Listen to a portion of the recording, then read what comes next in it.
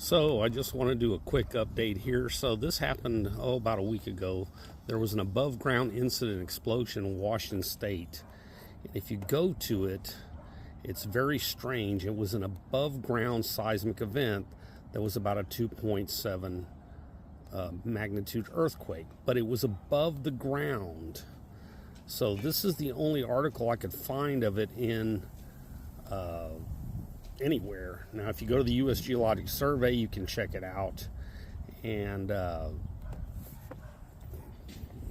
map will show you exactly the epicenter of it. Now, it happened right over a weather station here. Now, the funny thing about all of this is I was watching, as I'm wont to do, I watch this, I monitor air traffic around the world. I just have it on, and I just happened to be looking, and on the Russian side there were a couple of planes that just turned their transponders off. Well, even our military aircraft, until they are on a mission, leave their transponders on, so they're they're not a danger to traffic. So these just disappeared, and this was a good 12 hours, and they just disappeared before this event happened. So this event, I believe, was a warning shot. Now, there was some boats that reported seeing a missile. Now, it wasn't weaving. It was probably a hypersonic one, but it wasn't one of the weaving Sarmats, and it was a conventional blast. So a 2.7 is approximately the magnitude of caused by when the towers fell.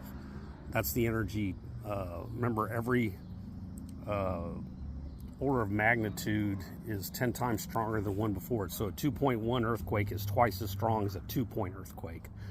So I believe the Russians fired a missile as a final warning.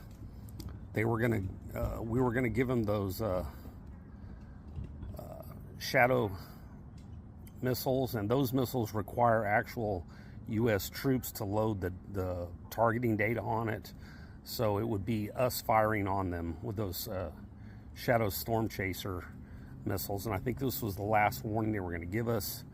Like I said, nobody died. The weather station on top of this mountain was destroyed. Now, we've got some other things going on here. We've missed recruitment goals for the last 3 years in all the services. This is the list of our carrier fleet here. There's some carriers in dock that could go out, but there's just not enough sailors for them. And the British Navy's experiencing similar shortages. We've got some problems coming up here. So with the destruction of that giant ammo dump in Russia, the Russians only have us an advantage in 2 areas, only 2: hypersonic missiles and nuclear bombs.